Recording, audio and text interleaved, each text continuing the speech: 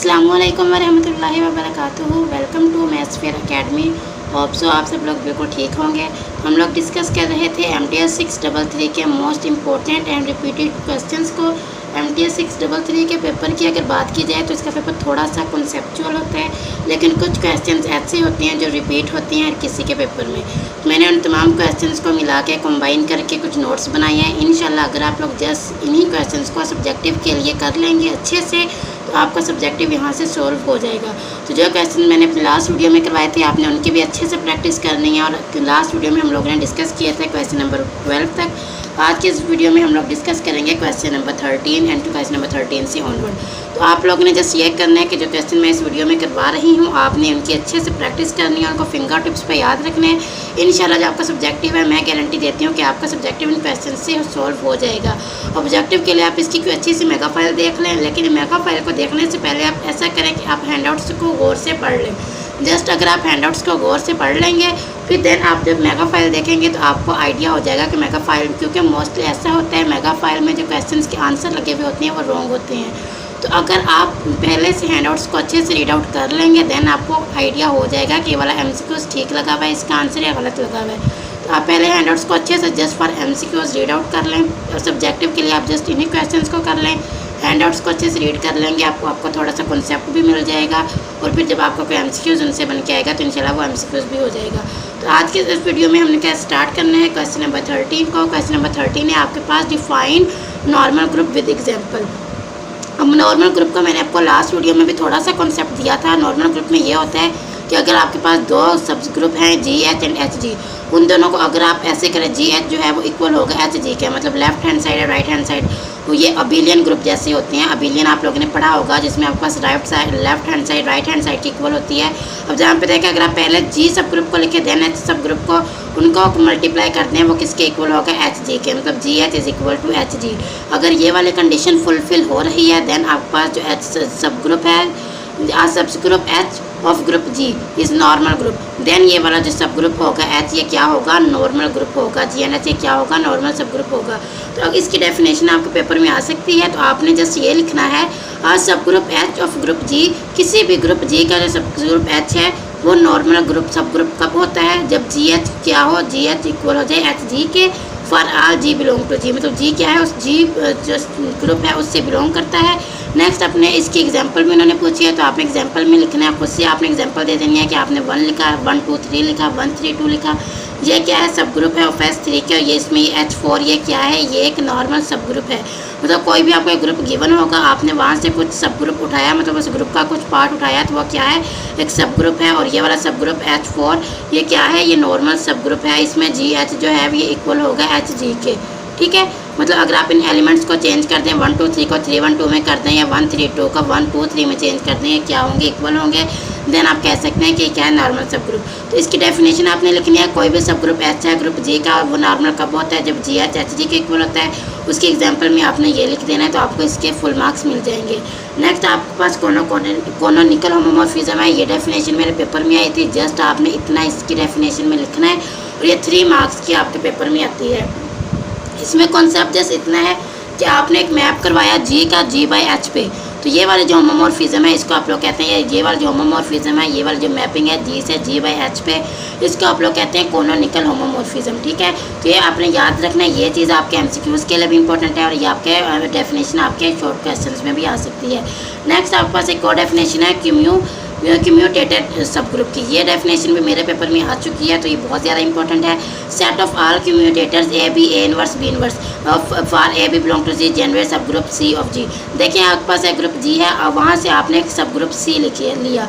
अब जो सब ग्रुप C है वो इसके थ्रू अगर जनरेट हुआ, अगर आपके पास क्यूम्यूटेटर्स हैं A इनवर्स B इनवर्स, इनका जो सब ग्रुप C होता है ग्रुप G में उसको कहते हैं क्यूम्यूटेटर सब ग्रुप। एक ग्रुप G था उससे आपने सब ग्रुप C को इंट्रोड्यूस करवाया, जनरेट करवाया और उनमें कम्यूटेटर हैं आपके पास A इनवर्स B इनवर्स। देखिए जितने भी ग्रुप्स होते हैं ग्रुप G, जब हम उनसे सब ग्रुप बनाते हैं या ग्रुप बनाते हैं उनके कुछ कम्यूटेटर होते हैं, कुछ कम्यूटेटर्स मिलकर ये ग्रुप बनाते हैं। तो इसका ऐसा ग्रुप जिनके सब ग्रुप का कम्यूटेटर ये हो, A B हो, A इनवर्स B इनवर्स ये हो, तो वो वाला जो सब ग्रुप होता है उसको कहते हैं commutator sub group. The set of all commutators A B, A inverse, B inverse generate सब group C of group G, जो कि एक सब ग्रुप को इंट्रोड्यूस करवाते हैं ग्रुप जी में, तो उसको कहते हैं commutator sub group. Next question number 16 है आपके पास, write down elements of cycles group H of Z4 multiply Z6 which is generated by 0 1। देखिए अब आपके पास जी है वो है Z4 बाय Z6 और आपके पास जो H है वो है 0 1। अब आपने पहले इसको लिखना है, देखिए आपने पहले Z4 Z6 के लिए लिखना है, पहले 0 की पावर 1, 0 1 की पावर 1 करेंगे तो 0 1 ही आएगा, 0 1 की पावर 2 करेंगे तो 0 1 प्लस 0 1 आएगा, इनको जब आप प्लस करेंगे तो 0 2 हो जाएगा। 0 1 की पावर 3 करेंगे, देखिए आपने 0 1 की पावर 6 तक जाना है, ठीक है। 0 1 की पावर 3 का मतलब है कि 0 1 को आपने 3 टाइम राइट करके उनको प्लस करना है, 0 1 0 1 0 1 इनको प्लस करेंगे तो आंसर आएगा 0 3। नेक्स्ट 0 1 की पावर 6 से करेंगे, 4 और 5 आप खुद कर सकते हैं, सेट करेंगे तो 0 1 0 1 0 1 0 1 0 1 0 1 इनको प्लस करेंगे 6 टाइम तो 0 6 आ जाएगा। यही इसका आपका आंसर है और ये बहुत ज़्यादा इजी है, ठीक है। ऐसे 0 1 अब क्या हो गया, 0 0 0 1 0 2 0 3 0 4 0 5 एंड 0 6। नेक्स्ट ये आपका क्वेश्चन आप मुझसे लिखवा के ले लें कि आपके पेपर में आएगा। ये हर किसी स्टूडेंट के पेपर में रिपीट होता है ये वाला question. Show that factor group of cycle group is cyclic. अब आपने एक बात याद रखनी है, साइक्लिक ग्रुप किसको कहते हैं, आपको थोड़ा सा यहाँ पे साइक्लिक ग्रुप का कॉन्सेप्ट होना चाहिए। साइक्लिक ग्रुप एक ऐसा ग्रुप है जिसमें आप में एक ग्रुप होता है जिसको आप जनरेट करवाते हैं, हर ग्रुप का एक जनरेटर होता है, ठीक है। यहाँ पे अगर ग्रुप जी है तो इस ग्रुप जी का भी एक जनरेटर होगा, फॉर एग्जांपल ए जनरेटर है इस ग्रुप जी का, ठीक है। तो इस जी में जितने भी एलिमेंट्स होंगे आप उसको ए की पावर में लिखेंगे। फॉर एग्जाम्पल एक ग्रुप है आपके पास जी, उसमें जो आपके पास एलिमेंट्स हैं वो हैं 1 2 3 4, तो आप उनको कैसे लिखेंगे, ए की पावर 1 में, ए की पावर 2 में, ए की पावर 3 में, ए की पावर 4 में।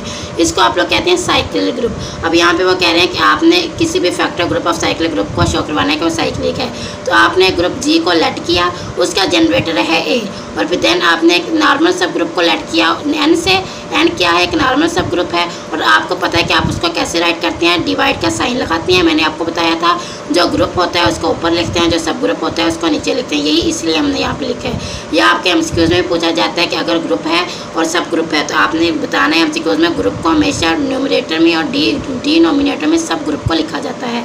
तो यहाँ पे यह है कि नॉर्मल सब ग्रुप ऑफ जी, तो आपने ये बताना है कि अब ए देखें जी के जितने भी एलिमेंट्स होंगे आप उनको किसकी पावर में लिखेंगे, ए की पावर में। इसी तरह जी बाई एन में जितने भी एलिमेंट्स होंगे आप उनको किसकी पावर में लिखेंगे, ए एन की पावर में, ठीक है। जो जी बाई एन है उसका जो जनरेटर, जी का जनरेटर ए है और जी बाई एन का जनरेटर ए एन है, तो जी बाई एन में जितने भी एलिमेंट्स होंगे उनको हम किसकी पावर में लिखेंगे, ए एन की पावर में लिखेंगे। यही चीज़ उन्होंने यहाँ पे एक्सप्लेन की हुई है थोड़ी सी टफ वर्डिंग में। यहाँ पर लिखा है we must compute all powers of A N but this amount documented in G, all power representative A and all power give all elements in G. मतलब जितने भी आपके पास पावर है ए की पावर में जितने भी शो होंगे रिप्रेजेंट करेंगे वो सारे क्या होंगे, एलिमेंट्स होंगे किसके, जी के। इसी तरह आप लोगों ने यहाँ पे या आप खुद से भी लिख सकते हैं कि जो पावर ऑफ ए एन होगी वो क्या होगी, वो उन तमाम कोसेट्स कह लें या एलिमेंट्स कह लें की बात है। कोसेट्स हो गए किसके, ए एन के एंड जी एन के। मतलब ए एन की जो पावर में आप लोग जितने भी लिखेंगे कोसेट्स वो क्या होंगे, एन और ए एन की पावर में आप जो भी लिखेंगे वो कोसेट्स होंगे एन के या जी एन के, मतलब इसके जी बाई एन के। और अगर आपने ग्रुप जी में मतलब देखें आपके पास एक ग्रुप जी है उसका जनरेटर ए है, और ग्रुप जी में ए में ए की पावर में आप वो सारे एलिमेंट्स लिखेंगे जो जी के अंदर पाए जाते हैं, ठीक है। अब जी बाई एन, इसमें जी ग्रुप है, एन सब ग्रुप है, इसका जो जनरेटर है वो ए एन है, तो ए एन की पावर में आप वो सारे एलिमेंट्स, आप वो सारे कोसेट्स लिखेंगे जो जी बाई एन में पाए जाते हैं।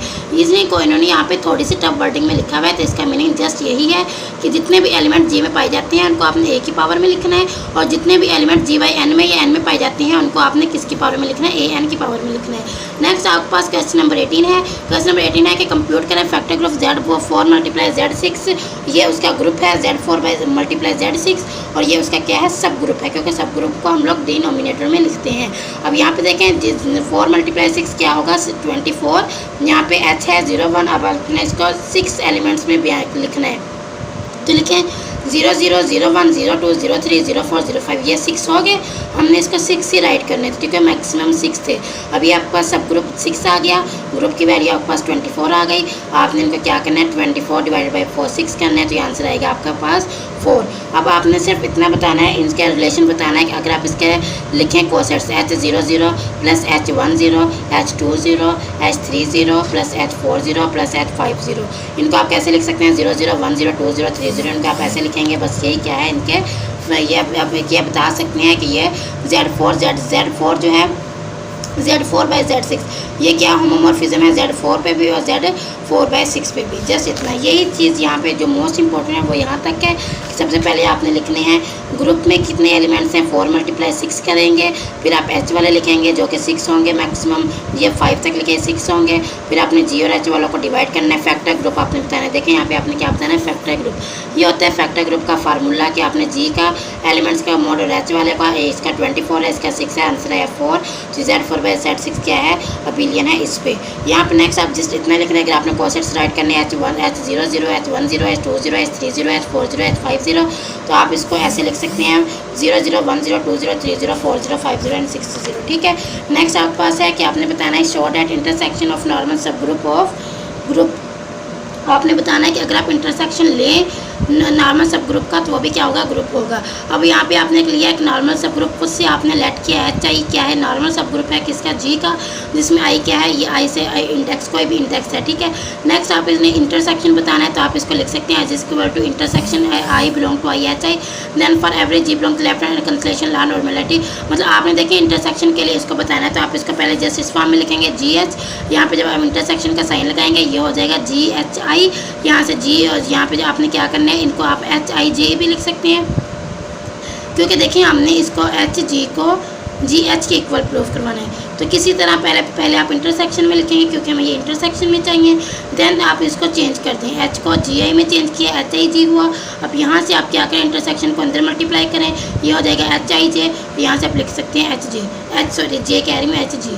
तो आपने बताना है कि नॉर्मल सब ग्रुप के जो नॉर्मल सब किसी भी ग्रुप का नॉर्मल सब ग्रुप है उसके इंटरसेक्शन के बारे में बताना है। आप सबसे पहले क्या लेंगे, कोई भी नॉर्मल सब ग्रुप लेंगे, आपने उसको HI का नेम देंगे, देन आप उस H को इसके इक्वल प्रूफ करवाएंगे, देन आप लिखेंगे इसके left and right consideration last क्या है, नॉर्मेलिटी को प्रूफ करते हैं कि वो मतलब शो करवाते हैं कि वो नॉर्मल है। देन जस्ट आप इसमें सिर्फ एक ये वाली लाइन लिख देंगे, आपको फुल मार्क्स लेने से कोई भी नहीं रोक सकता। क्या करेंगे, देखिए नॉर्मल सब ग्रुप का आपको पता है कि इसमें जो होता है GH किसके इक्वल होता है, HG के इक्वल होता है। GH किसके इक्वल होता है, HG के इक्वल होता है। आप HGH को लें, देन आप इंटरसेक्शन का साइन लगाएं, यहाँ पे I हो जाएगा। देखिए इंटरसेक्शन को आपने सेपरेट किया, इसको आप लिख सकते हैं HIG, फिर अब देखें HIG हो गया, हमने इसको HG यहाँ से निकालना है तो आप इसको इंटरसेक्शन को अंदर मल्टीप्लाई करेंगे, ये वाला क्या हो जाएगा, H हो जाएगा, ये वाली ये किसकी वैल्यू है, ये H की वैल्यू है ये वाली, तो ये HG हो जाएगा। ठीक है, होप सो आपको इसकी समझ आई होगी। जस्ट आपने इस लाइन को माइंड में रखना है, GHI फिर ये HIG हो गया, मतलब GH को आपने HG बना दिया यहाँ पे। ठीक है, नेक्स्ट आपके पास है कि आपने इनकी अच्छे से प्रैक्टिस करेंगे तो यहाँ पे आपको कुछ भी मुश्किल नहीं लगेगा। नेक्स्ट आपने बताना है give any subset S of group G show that it makes a sense of speak और स्मॉलेस्ट नॉर्मल सब ग्रुप डेट कंटेन S। अब आपने यहाँ पर भी क्या लिया, एक नॉर्मल सब ग्रुप लिया, लेट HI बिलोंग करता है इससे। अब ये क्या है, अगर ये नॉर्मल सब ग्रुप है तो ये क्या है, इंटरसेक्शन के लॉ को प्रूफ करेगा, H is equal to intersection I belong to HI। अब देखिए आपने बताना है कि ये क्या है, H जो ये है नॉर्मल सब ग्रुप ऑफ G, और ये क्या करता है, H ये है। देखिए यहाँ पे उन्होंने खुद से बताया है कि S सबसेट है S का, S सबसेट है ग्रुप G का, आपने सब ग्रुप लिया। ठीक है, अब ये जो H है ये सब ग्रुप है G का, ये क्या है, सब ग्रुप है इस G का, और G का सबसेट है S। ठीक है, तो आप यहाँ पे लिख सकते हैं कि जो H में एलिमेंट होंगे वो क्या होंगे, S वाले भी होंगे, क्योंकि S तो G का सबसेट है, मतलब S में G वाले एलिमेंट होंगे, और G वाले जो एलिमेंट हैं वो H में भी होंगे, क्योंकि H उसका सब ग्रुप है। तो आप यहाँ पे कह सकते हैं कि H क्या है, कंटेन करता है S को, और ये स्मॉलेस्ट सब ग्रुप है जो कि S को कंटेन करता है। जस्ट आपने खुद से ये लाइन लिखनी है। ठीक है, फिर आपने बता देना है कि जो H है ये उस S को कंटेन करता है, और ये स्मॉलेस्ट नॉर्मल सब ग्रुप है जो कि S को कंटेन करता है। यही चीज़ हमने बतानी थी, आपने खुद से H को बनाया और बता दिया कि ये नॉर्मल सब ग्रुप है जो कि S को कंटेन करता है। अगर ये वाला एग्जांपल आ जाए तो जस्ट आपने ये लिखना है। ठीक है, नेक्स्ट आपके पास क्वेश्चन नंबर 21 थोड़ा सा मुश्किल है लेकिन बहुत इंपॉर्टेंट है, हाथ से करेंगे तो आपको इसके अच्छे से समझ आ जाएगी। आपने बताना है कि एक H है वो सब ग्रुप है ग्रुप G का, देन H भी है normal if and only if A H B H is equal to A B H for. अब देखें आपने बताना है कि एच ए सब ग्रुप है जी का, और ये चीज़ आपको गिवन है।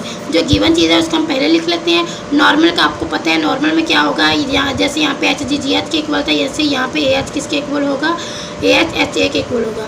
मतलब जो अबिलियन वाली प्रॉपर्टी थी ना वो हम सब ग्रुप में शो, नॉर्मल सब ग्रुप में शो करवाते हैं। ए एच किसके इक्वल होगा, एच ए के। अब हमने इस चीज़ को शो करवाना है। इस चीज़ का आपको पता है कि हम कैसे शो करवा सकते हैं, या ए एच के है ये कंटेन करेगा एच ए में, या जो एच ए है ये कंटेन करेगा ए एच में। अगर हम इन दोनों को प्रूव कर दें तो हम इन दोनों से देख के लिख सकते हैं कि ए एच जो है वो एच ए में एच ए के इक्वल है। तो यहाँ पे हम फर्स्ट कंडीशन लेते हैं, ए एच जो है वो कंटेन करता है एच ए में, और या एच ए कंटेन करता है ए एच में। अब यहाँ पे हमने लिखा है ए एच सबसेट है एच ए का। अब यहाँ पे हम खुद से यहाँ पे लिख सकते हैं ए एच ए इनवर्स। अब ये देखें यहाँ पे हमने लिखा हुआ था कि अगर ए और बी को हम सेम करके लिख सकते हैं और एच को हम यहाँ से बाई निकाल सकते हैं। तो आप उसको आप पहले ऐसे लिखें, A H A inverse, A H A inverse है, मतलब ए को आपने एच के साथ भी कर दिया, ए को आपने इनवर्स कर दिया एच के साथ भी। अब यही वाली प्रॉपर्टी ए और बी को उन्होंने सेपरेट किया, एच को सेपरेट किया, ऐसे ही हम लोग यहाँ से ए इनवर्स को सेपरेट करते हैं, एच को सेपरेट करते हैं। ए इनवर्स का हमें पता है ये एक इक्वल होता है, यहाँ पे क्या बचाएगा एच, ठीक है। अब यहाँ पे देखें अगर एक एक्स एलिमेंट है ए एच का, तो वो x is equal to A B, वो क्या है, अगर वो स्मॉल ए एच एम का, अगर वो सब ग्रुप का एलिमेंट है तो वो क्या होगा, h का भी एलिमेंट होगा। तो अगर वो जो x ए है वो ए एच ए इन्वर्स में कंटेन करता है, ए एच ए इन्वर्स में, तो इसका मतलब है वो ए एच ए मतलब स्मॉल h वाले में कंटेन करते हैं तो कैपिटल H वाले में भी कंटेन करेगा। नेक्स्ट आप लोगों ने बस इतना करना है। नेक्स्ट देखें, अपने अभी हमने प्रूव करवाया कि ए एच जो है कंटेन करता है एच ए में। अब आपने कंटेन करवाना है कि एच ए जो ए एच में कंटेन करता है। यहाँ से आपने ए एच ए में लिखा है एच ए एच। अब यहाँ पे देखिए आपने सिंपल वही वाली प्रॉपर्टी, आपने एच को दोनों साइड पर मल्टीप्लाई किया, एच को आपने ई एच भी लिखा, ये वाला ई एच, ई को आपने यहाँ से खुद में इंट्रोड्यूस करवाया, ये आपने एच लिखा, ये क्या ई ए को आपने सेपरेट किया, एच को सेपरेट किया, ई ए की जगह ए आ जाएगा और ये एच हो जाएगा, एच ए किस में कंटेन करके एच ए में। यहाँ से हम दोनों को देख के लिख सकते हैं कि एच ए क्या है, इक्वल है ए एच के। इसको आप एक बार ऐसे ये 2-3 स्टेप्स अगर आप कर लें, स्टार्ट में तो कुछ भी नहीं है, यही आपको पता है कि आपने एच ए को ए एच को एच ए में, ए एच को एच ए में और एच ए को ए एच में कंटेन करवाना है, ठीक है। आपने पहले फर्स्ट कंडीशन लिखनी है, इस यहाँ पे आप लिखेंगे ए एच ए इनवर्स, फिर आप कर देंगे कि ए एच को सेपरेट, ए इनवर्स एच को सेपरेट, यहाँ पे हो जाएगा ए इनवर्स एच और ये इक्वल आ जाएगा एच में। अगर आपका जो एलिमेंट है वो A H A capital H में कंटेन करता है तो वो ए स्मॉल एच में भी कंटेन करेगा, तो ये जो एच है ये ए एच ए के इक्वल हो जाएगा। जस्ट आप इसके इक्वल लिखेंगे। सेकेंड कंडीशन में आप क्या करेंगे, एच ए कंटेन करता है एच में। यहाँ पे देखें जैसे आपने ए इनवर्स लिखा था, यहाँ पे आपने सिंपल एच ए एच लिखना है। हाथ से एक बार करेंगे, इससे यही क्वेश्चन मुझे लगता है थोड़ा सा ट्रिकी है और कोई क्वेश्चन ऐसा नहीं है, तो आप ऐसे कीजिएगा, इस क्वेश्चन को 2 से 3 दफ़ा भी करेंगे तो आपको ये फिंगर टिप पे याद हो जाएगा, ठीक है। एच ए एच, यहाँ से अगर आप क्या करें, यहाँ पे आप खुद से ई एच बनाएं, ई एच और ए एच, मतलब एच की जगह आप ई एच लिख दें, ई और ए को सेपरेट किया तो ये क्या हो जाएगा A H, H A H में कंटेन करवा दिया, ए एच को आपने एच ए में कंटेन करवा दिया। यहाँ से आप लिख सकते हैं ये वाली कंडीशन एच ए क्या है, एच ए के बराबर है। नेक्स्ट ये वाला क्वेश्चन थोड़ा ईजी है, क्वेश्चन नंबर 22 कि आपके पास एक फाई है और वो होम्योमॉर्फिज्म फंक्शन है from group G star to group G. Then आपने बताना है ये जो कर्नल फंक्शन फाई है ये नॉर्मल सब ग्रुप है किसका, जी का। अब आपको पता है कर्नल फाई, उन्होंने खुद बोला है कि जो कर्नल फाई है वो सब ग्रुप है जी का, यही चीज़ आपने यहाँ पे लिखनी है। देन आपने लिखना है कि जो फाई ऑफ ए है वो भी ई जी के इक्वल है, जो फाई ऑफ बी है वो भी ई जी के इक्वल है, जो ए स्टार बी है वो भी ई जी के इक्वल है। क्योंकि देखें वो कह रहे हैं कि जो के या जो कर्नल है वो नॉर्मल सब ग्रुप है जी का, तो phi of A, phi of B और फाई ए स्टार बी, इन तीनों का जो आंसर होगा वो क्या होगा, ई जी ई जी ई जी, मतलब ये होगा, ठीक है। नेक्स्ट इन्वर्स एलिमेंट के लिए करते हैं। अगर ए जो है वो कर्नल फाई से बिलोंग करता है, अभी हमने देखा फाई ए ई जी के इक्वल है, तो फाई ए इन्वर्स भी क्या होगा, ई जी के इक्वल होगा। मतलब अगर ए आपका कर्नल फाई से बिलोंग करता है तो ए का जो इन्वर्स है वो भी कर्नल फाई से बिलोंग करना चाहिए। नेक्स्ट लास्ट कंडीशन है कि अगर आपके पास जी जो है वो जी से बिलोंग करता है, ए कर्नल फाई से बिलोंग करता है, फाई ए आपको पता है फाई ए ई जी से बिलोंग करेगा। देन आपने फाई लेना है जी इन्वर्स का, ए का और जी का। देखिए फाई को आपने जी इन्वर्स पे मल्टीप्लाई करवाया, फाई को ए पे मल्टीप्लाई करवाया, फाई को जी के साथ करवाया, तो इन सब का आंसर भी क्या है, ई जी आया। तो मतलब ये जितने भी हैं आपके पास ये क्या करते हैं, ये ई जी पे कर्नल ऑफ फाई क्या है, नॉर्मल सब ग्रुप है जी का। जब इसमें सिंपल आपने पता क्या लिखना है, पहले आपने लिखना है कि नॉर्मल सब ग्रुप है जी का, फिर आपने बताना है ए और बी कोई भी दो एलिमेंट हैं, phi of A phi of B या ए स्टार बी, मतलब फाई ऑफ ए आप लें वो भी जी के इक्वल है, फाई ऑफ बी भी ई जी के इक्वल है, और ए स्टार ए बी ये भी ई जी के इक्वल है। फिर आपने इन्वर्स एलिमेंट के लिए बताया कि अगर ए कर्नल फाई से बिलोंग करता है तो फाई एफ ए ई जी होगा, और ए फाई इन्वर्स ई जी होगा तो एक इन्वर्स ये भी कर्नल फाई से बिलोंग करेगा। देन आपने क्या करना है, इन तीनों का आपने प्रोडक्ट लेना है, जी इन्वर्स का, ए का और जी का। फिर आपने फाई को इन तीनों पे अप्लाई करवाना है, जी इन्वर्स इसका भी इजी आंसर, इसका भी इजी आंसर, इसका भी इजी आंसर, तो ये क्या होगा, वाकई ये क्या होगा, सब ग्रुप होगा। कर्नल ऑफ फाई क्या है, सब ग्रुप है जी का। स्टेट काशीस थ्योरम बहुत ही ज़्यादा इंपॉर्टेंट थ्योरम है।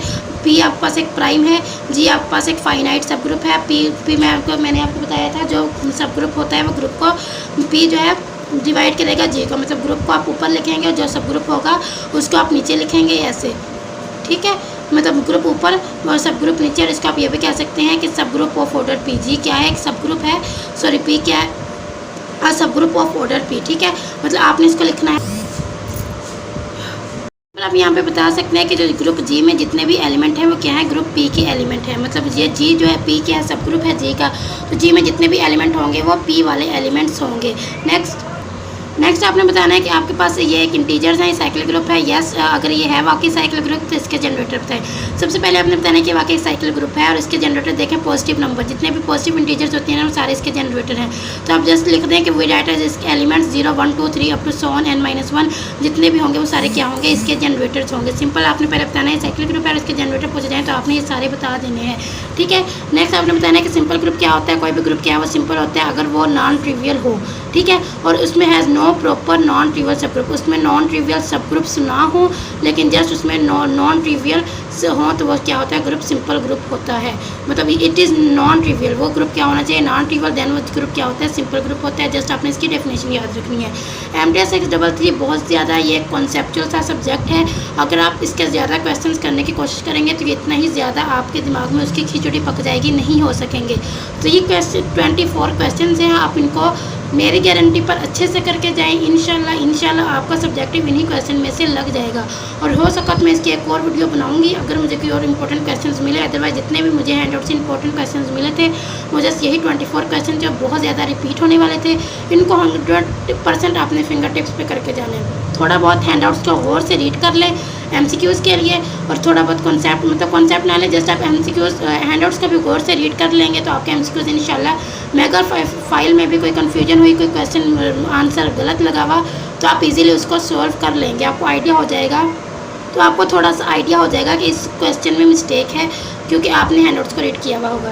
तो आपने इनको अच्छे से प्रिपेयर करके जाना है। Best of luck for your exam. अगर आपको थोड़ी बहुत भी अच्छे से समझ आई है तो आपने चैनल को सब्सक्राइब करना है, अच्छा सा कमेंट करना है और मुझे थोड़ा सा मोटिवेट करना है, ठीक है। अपना बहुत सारा ख्याल रखिएगा। इंशाल्लाह इसके मैं आपके करंट पेपर की जो मुझे मेरे फ्रेंड्स ने आके बताना है, क्योंकि ये मेरे बहुत ज़्यादा फ्रेंड्स का ये वाला सब्जेक्ट है, तो इंशाल्लाह मैं आपसे उनका पेपर भी डिस्कस करूँगी, उसकी वीडियो भी अपलोड करूँगी। तो अपना बहुत सारा ख्याल रखना है। जज़ाकल्लाह, अल्लाह हाफ़िज़।